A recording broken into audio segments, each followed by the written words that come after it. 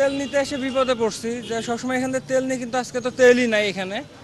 আর আমি যাবো হচ্ছে এখন ঝিকরগাছা, আমি ঝিকরগাছা প্রাইম ব্যাংকে চাকরি করি আর কি। তা এখন যদি এরকম ভোগান্তির মধ্যে পড়তে হয়, তাহলে আমরা কিভাবে চলবো এটাই তো বুঝতে পারতেছি না ভাই। এখন দেখা যাক কি করতে পারি। মোটরসাইকেলে তো তেলও না, এখন তো হয়তো বা মনে হয় অর্ধেক রাস্তা আমার হেঁটে যাইতে হবে ঠেলে নিয়ে, না হলে অন্য কোনো ব্যবস্থা করতে হবে। এখন এই ছাড়া তো আর আসলে কিছু বলার আমি কিছু পাচ্ছি না। আমরা তেল পাচ্ছি না, ভাড়ায় যাব, এখন কি করি? অন্তত গাড়িতে তেলও নাই, পাম্পেতে কালকে রাত্রিতে তেল দিচ্ছে না।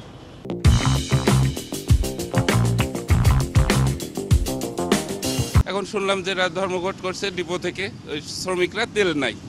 এখন আমাদের তো চলতে হবে। আপনাদের কাছে আমাদের অনুরোধ, আপনারা এটা সরকারের পর্যায়ে পৌঁছায় দেন, কারণ আমরা যারা দূর দূরান্তে যাতায়াত করি এদের এই প্রতিনিয়ত তেল লাগে।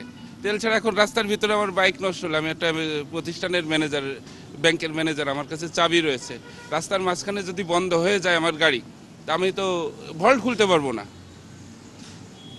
হ্যাঁ, প্রত্যেকটা প্রতিষ্ঠান একটার সাথে আর একটা সম্পর্কযুক্ত।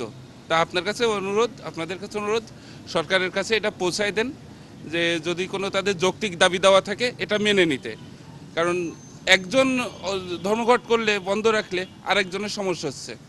মানে একটা চেন, এই চেনটা যেন না ভাঙে। ধন্যবাদ। গতকাল বিকেল থেকে আমাদের তেল শেষ হয়ে গেছে, তারপর তো যত গাড়ি আসছে তত গাড়ি আমরা ফেরত দিয়ে দিছি।